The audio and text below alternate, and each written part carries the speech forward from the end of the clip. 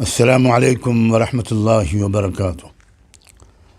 الحمد للہ وکفی وسلام علی عبادہ الذین اصطفی اما بعد۔ اعوذ باللہ من الشیطان الرجیم، بسم اللہ الرحمن الرحیم۔ وقال الذین کفروا لرسلہم لنخرجنکم من ارضنا او لتعودن فی ملتنا فأوحى إليهم ربهم لنهلكن الظالمين ولنسكننكم الأرض من بعدهم ذلك لمن خاف مقامي وخاف وعيد۔ سبحان ربك رب العزة عما يصفون وسلام على المرسلين والحمد لله رب العالمين۔ اللهم صل على سيدنا محمد وعلى آل سیدنا محمد وبارک وسلم۔ میں اس وقت اپنے ملک کے تمام مسلمان بھائیوں اور بہنوں سے، مسلم نوجوانوں سے ایک بات عرض کرنے کے لیے آپ کی خدمت میں حاضر ہوا ہوں۔ سب سے پہلے تو میں اپنے مسلمان بھائیوں بہنوں اور نوجوانوں کو اپنے دل کی گہرائیوں سے مبارکباد دینا چاہتا ہوں۔ آپ کو غصہ دلانے، آپ کو مشتعل کرنے، آپ کو انتقامی کارروائیاں کرنے اور بدلے کی بھاونا میں مبتلا کر کے اینٹ کا جواب پتھر سے دینے پر آمادہ کرنے کی جو بیہودہ کوششیں ہو رہی ہیں، جتنی خطرناک باتیں اس وقت اللہ رب العزت کی شان میں، رحمت دو عالم محسن انسانیت سیدنا محمد الرسول اللہ صلی اللہ علیہ وآلہ وسلم کی شان میں، اسلام کے بارے میں، قرآن کے بارے میں، مکے اور مدینے کے بارے میں جو باتیں اس وقت کہی جا رہی ہیں، اور جس طرح آپ کے قتل عام کے منصوبوں کا اعلان کیا جا رہا ہے، اور ادھرم سنسدوں سے جس طرح کی سطحی اور بازاری باتیں اور ناقابل برداشت باتیں کہی جا رہی ہیں، جن کا مقصد ظاہر ہے یہ کہ آپ کو غصہ دلانا، اور آپ غصے میں آ کر کچھ ایسا کام کر بیٹھیں جس سے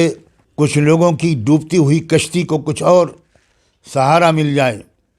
مگر آپ نے جس طرح سمجھداری کا ثبوت دیا ہے، آپ نے جس دانشمندی کے ساتھ خاموشی کا رویہ اختیار کر رکھا ہے، اس سے صاف ظاہر ہے کہ آپ اپنے تجربوں سے بہت کچھ سیکھ چکے ہیں، اور آپ کی جان و مال، آپ کی عزت و آبرو، آپ کے بچے، آپ کا کاروبار بچانے کے لیے، محفوظ رکھنے کے لیے آپ کے جو خدمت گزار دن رات اور انتھک کوشش کر رہے ہیں، اپنے کو خطروں میں ڈال کر آپ کے لیے جو کچھ کر سکتے ہیں کر رہے ہیں، آپ ان کی قدر کرتے ہیں، ان کی باتوں کو سنتے ہیں، ان کی گزارشات اور مشوروں پر اور ان کی رہنمائیوں پر عمل کرتے ہیں۔ اور جیسا کہ میں نے پہلے عرض کیا، آپ کو تجربوں نے بہت کچھ سکھا دیا ہے، آپ کے اندر ایک قومی شعور بیدار ہو گیا ہے۔ اب آپ اس طرح کی قوم نہیں رہے کہ ایک بیہودہ نعرہ کسی نے لگایا اور آپ لاٹھی لے کر اس کے پیچھے دوڑ پڑے، سوچے سمجھے بغیر کہ اس کا انجام کیا ہوگا۔ اس بات پر، اس سمجھداری اور دانشمندی کے رویے پر اور صبر و برداشت کی اس سطح پر پہنچ جانے پر میں آپ کو دل سے مبارکباد پیش کرتا ہوں۔ اسی رویے پر جمے رہیے۔ صبر کا مطلب یہ نہیں ہوتا کہ کوئی انسان بے حس ہو جائے، لیکن صبر کا مطلب یہ ضرور ہوتا ہے کہ جو قدم اٹھایا جائے سوچ سمجھ کر اٹھایا جائے، قدم بھی صحیح ہو اور وقت بھی مناسب ہو۔ آپ نے بہت صحیح رویہ اختیار کیا ہے۔ اس موقع پر میں آپ کو اللہ کا ایک نظام بتانا چاہتا ہوں۔ قرآن کے حوالے سے اللہ تعالیٰ کا ایک سسٹم جو ہمیشہ سے جاری ہے اور جاری رہے گا، وہ میں آپ کو یاد دلانا چاہتا ہوں۔ اسی سلسلے میں میں نے سورہ ابراہیم کی ایک آیت پڑھی تھی، جس میں اللہ نے اپنے اسی قانون کے حوالے سے ایک تاریخی واقعہ بیان فرمایا ہے۔ قرآن یہ بتاتا ہے کہ ہر زمانے میں پیغمبروں کی بات کو ٹھکرانے اور نکارنے والے لوگوں نے اپنے وقت کے پیغمبروں کو یہ دھمکی دی تھی کہ تم کو ہمارا دیش چھوڑنا پڑے گا. اگر ہمارے دیش میں رہنا چاہتے ہو تو تم کو گھر واپسی کرنی پڑے گی. یہ قرآن کے الفاظ کا مفہوم بلکہ ترجمہ میں آپ کے سامنے پیش کر رہا ہوں. لَنُخْرِجَنَّكُم مِّنْ أَرْضِنَا، ہم تم کو اپنے ملک سے نکال کر رہیں گے. أَوْ لَتَعُودُنَّ فِي مِلَّتِنَا، صرف ایک شکل ہے ہمارے ملک میں رہنے کی کہ تم ہمارے دھرم میں واپس آؤ. یہ کوئی نئی بات نہیں ہے جو آج ہو رہی ہے. قرآن کے حوالے سے میں آپ کی خدمت میں عرض کرتا ہوں کہ ہر زمانے میں پیغمبروں کو یہ دھمکیاں سننی پڑی ہیں. اس کے بعد ہوا کیا، اس پر خاص توجہ فرمائیے گا. اللہ بتاتا ہے اپنی کتاب قرآن مجید میں کہ فَأَوْحَىٰ إِلَيْهِمْ رَبُّهُمْ لَنُهْلِكَنَّ الظَّالِمِينَ. ان کے رب نے ان کو بتایا، ان پیغمبروں کو جن کو یہ دھمکیاں دی جا رہی تھیں کہ یہ ان کا منصوبہ ہے، یہ ان کا پلان ہے، تم ہمارا پلان سنو کہ ہم نے کیا طے کر رکھا ہے. جو لوگ بھی ظلم کرنے والے ہوں گے ہم انہیں ہلاک کر کے چھوڑیں گے. قرآن نے یہ نہیں کہا کہ جو ایمان نہیں لائیں گے انہیں ہلاک کر کے چھوڑیں گے، بالکل نہیں. لیکن یہ ضرور کہا ہے کہ جو لوگ ظلم کریں گے، ناانصافی کریں گے، عزتیں لوٹیں گے، سر عام لوگوں کو قتل کریں گے، ہم انہیں ہلاک و برباد کر کے چھوڑیں گے. اور اس کے بعد جس ملک سے وہ تم کو نکالنے کی دھمکی دے رہے ہیں اسی ملک میں تم بسو گے بڑی عزت کے ساتھ، سکون کے ساتھ، اطمینان کے ساتھ.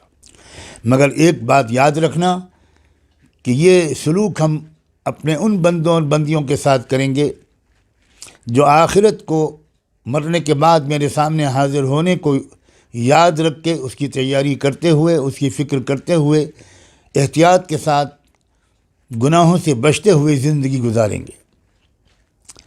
بس میں اس وقت آپ سے اللہ کے اس ارشاد کے حوالے سے بڑی محبت کے ساتھ آپ سب سے کہتا ہوں کہ نہ مایوس ہونے کی ضرورت، نہ خوف زدہ ہونے کی ضرورت، اور نہ آپ مایوس ہیں اور نہ آپ خوف زدہ ہیں.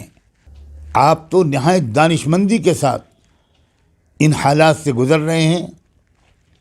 آپ کو یقین ہے کہ یہ حالات بدلیں گے اور اس سمت میں بدلیں گے، اس سمت میں جائیں گے حالات جس کا اللہ نے قرآن میں جگہ جگہ وعدہ فرمایا ہے اور تاریخ میں نے بار بار اللہ کے اس وعدے کو پورا ہوتے ہوئے دیکھا ہے.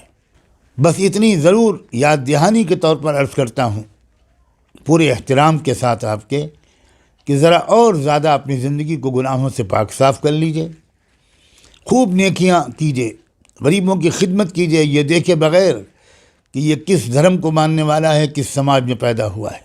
بیواؤں کے آنسو پوچھیے، ان کے سر پر چادر اڑھائیے، اناتھ اور یتیم بچوں کو اپنی کفالت میں لیجئے، ان کی پرورش کیجئے، غریب بچوں کی اچھی تعلیم کا انتظام کرنے میں کچھ تھوڑی مدد کیجئے، حصہ لیجئے.